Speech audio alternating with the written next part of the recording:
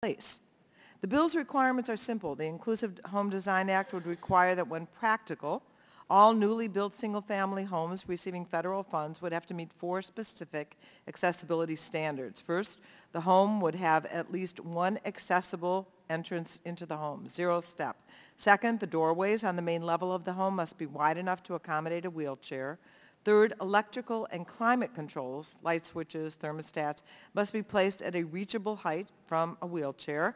And finally, the main floor must have at least one wheelchair accessible bathroom.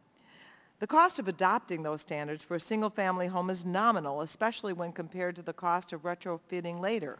The average cost added for homes built with accessibility features is between $100 and $600. Retrofitting a home, on the other hand, can cost many thousands of dollars.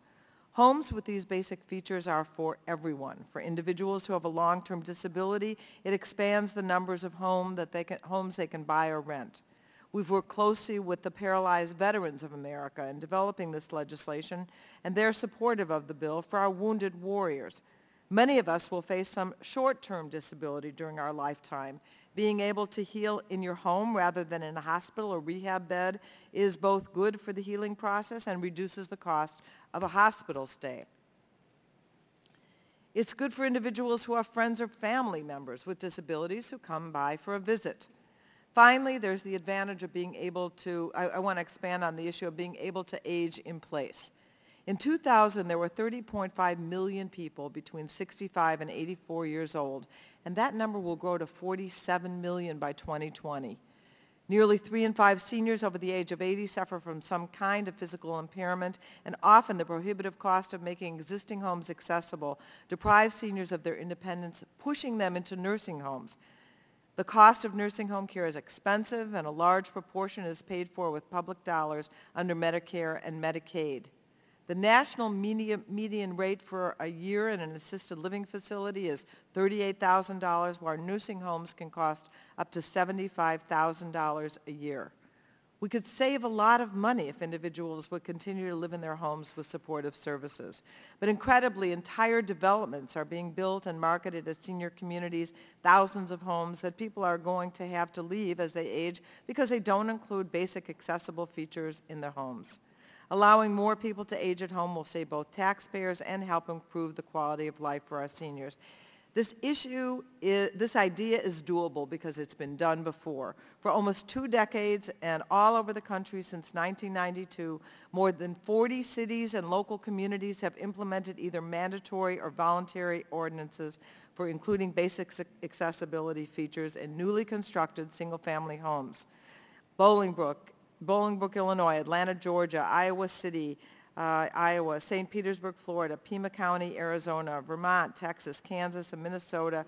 From north to south, east to west, communities have had great success in building inclusive homes.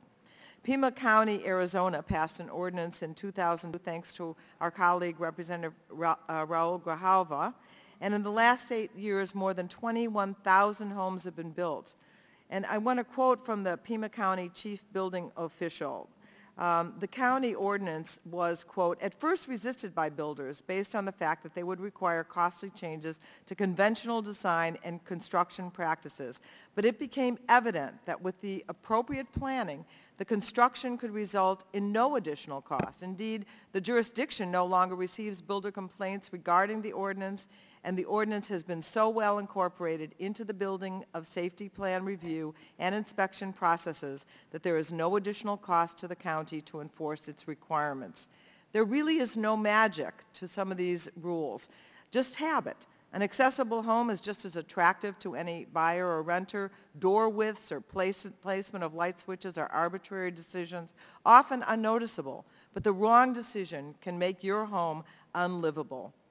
And so I would hope as the economy continues to recover and home building starts to pick up, that the homes that are built should be ones that anyone can live in and anyone can visit. Thank you. Thank you very much, Congresswoman Schakowsky. Someone told me that I mispronounced that and called you Councilwoman. Oh, thank you very much. I'd now like to ask unanimous consent that you be considered a member of the subcommittee for the duration of the hearing. And would you like to join us on the dais? I would. I'm wondering if I could just deal with one issue that Representative Capito raised. Certainly. And that is actually the two issues. I hope I've answered some of the cost of the homes, but the issues of enforcement and liability, I think that the language, in fact, in the bill can be made clearer, less vague, and would really appreciate the opportunity to work with the committee to address those questions so that we can get agreement on those. Thank you. We will be happy to do